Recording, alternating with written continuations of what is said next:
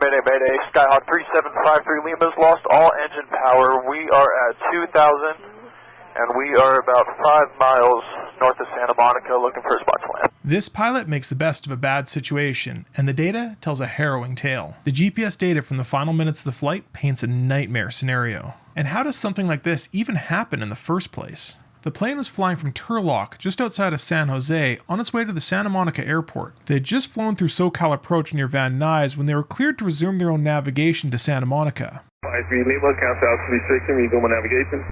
On that, 5 Lima. After they were cleared, they made a steep left-hand turn, steep right-hand turn, and then headed straight towards the Santa Monica airport. It's unclear when they first started experiencing engine problems, but right about here is when they made their emergency call. Mayday, Mayday, Mayday. Skyhawk 3753 Lima's lost all engine power. We are at 2,000, and we are about 5 miles north of Santa Monica looking for a spot to land. Number 375 Lima, Santa Monica Tower. Landing will be, you're clear to land on any runway. The wind is 2208, altimeter 2998. Yeah, we're not going to be making the runway. Looking for a spot right now. Number 57 Lima, roger, landing will be at your own risk. We will try to have personnel ready on the ground here.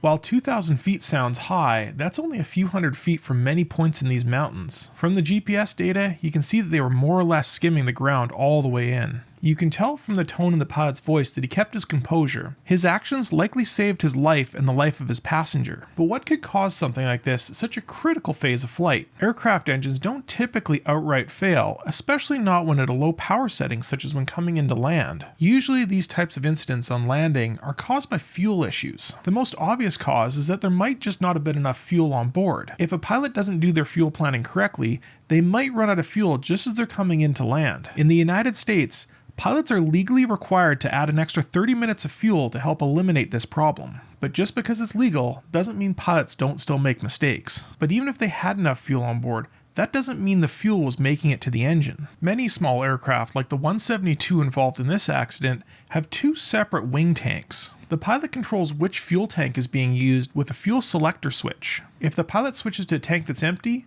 that engine will starve itself of fuel fairly quickly. But even more insidious, in most aircraft, that fuel selector valve also doubles as the fuel shutoff valve. If the fuel selector valve isn't put in the exact right position, in many aircraft that'll shut fuel off to the engine completely. A Piper PA-32 crashed in Nashville about a year ago, and the NTSB attributed the crash to this exact cause. But there are also engine design problems that can cause fuel starvation. This particular airplane used a carbureted engine. In certain weather conditions, especially at low power settings, ice can build up on the carburetor, starving the engine and causing engine roughness. In the worst case, it can even cause the engine to stall. Most small aircraft also require manual control of the fuel-air mixture. When flying at high altitudes, pilots lean out the mixture to prevent the fuel-air mixture from being too rich and to save a bit on gas. But as the plane descends, the pilot must remember to increase the fuel-air mixture. If they don't, then the mixture will be too lean and the engine may stall. While it is possible that there is some other mechanical failure,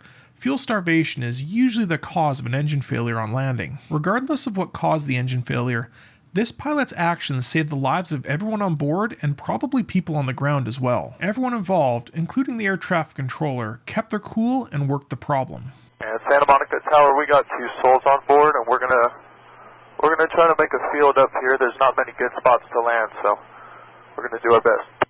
November 53 Lima, right. Tower Unit 2, can you state the position of the inbound aircraft? Unit 2, the inbound aircraft, they're about 2 miles south of the Getty. They're over the Riviera Country Club, I'm being told here. They're at 500 feet indicated. Roger that. November 53 Lima, Santa Monica Tower. Santa Monica Tower 2, you copy? This is November 53 Lima calling. This is 3753 Lima, and we're down okay, no control, but we are on the golf course. November 53 Lima, thank you. We are sending personnel there. We're letting them know that you're at the golf course.